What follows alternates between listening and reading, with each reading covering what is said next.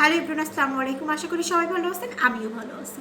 So এই ফলটা আমি লাস্ট বান্দরবনে খাইছি এবং ঢাকায় আমাদের মাঝে মাঝে বেশ কয়েক জায়গা দেখা যায়, তবে এত বড় বড়টা আমি পাই না, একদম ছোটো ছোটোগুলা পাই।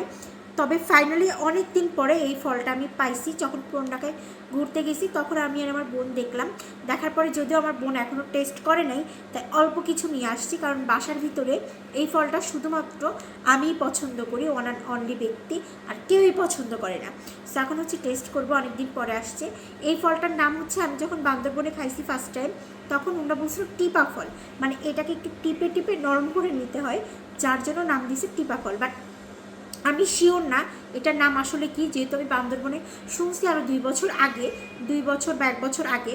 আপনারা যদি এই ফলটার আর কোনো নাম জেনে থাকেন অবশ্যই কমেন্ট করে জানাবেন। আচ্ছা, টেস্ট করি।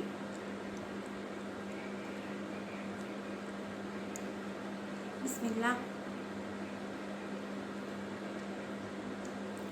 মিষ্টি অনেক, তবে বান্দরবনে যখন খাইছিলাম না, ওইটা আরও বেশি মিষ্টি ছিল। আর ওই ফলটা, মানে এই ফলটাই ছিল সেম, আর একটু বড় বড় ছিল। বাট এটা একটু ছোটো, আর এই যে ভিতরে ছোটো ছোটো দানা আছে, একটু কাছ থেকে দেখা, একটু ছোটো ছোটো দানা আছে। এই ফলটা কম বেশি আমরা অনেকেই পরিচিত এবং অনেকেই পছন্দ করি বা খাই। তবে এইটার অনেক গুণ আছে, যেমন হচ্ছে যাদের হিমোগ্লোবিন কম তাদের হিমোগ্লোবিন বাড়াতে সাহায্য করবে। এবং প্লাস আমরা হচ্ছে যারা দেখা যায় ডায়াবেটিসের প্রবলেম হয়, কাইন্ড অফ আমরা অনেক মিষ্টি ফল খেতে পারি না, বাট যাদের ডায়াবেটিস হয় তারা কিন্তু এই ফলটা খেতে পারে, কারণ এটা হচ্ছে অনেক বেশি মিষ্টি এরকম কিছুই না, জাস্ট হালকা সুগার দেয়া। সো এই ফলটা আপনারা যে কেউ খেতে পারবেন এবং অনেক বেশি পুষ্টিও আছে। সো যাদের পছন্দ তারা খাবেন।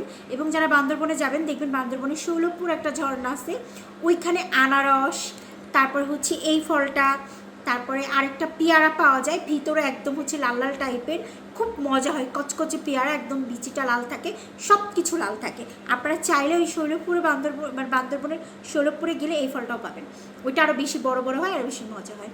সো সবাই কমেন্ট করে জানাবেন কার কার এই ফলটা ভালো লাগে। সবাই ভালো থাকবেন, আল্লাহ হাফিজ।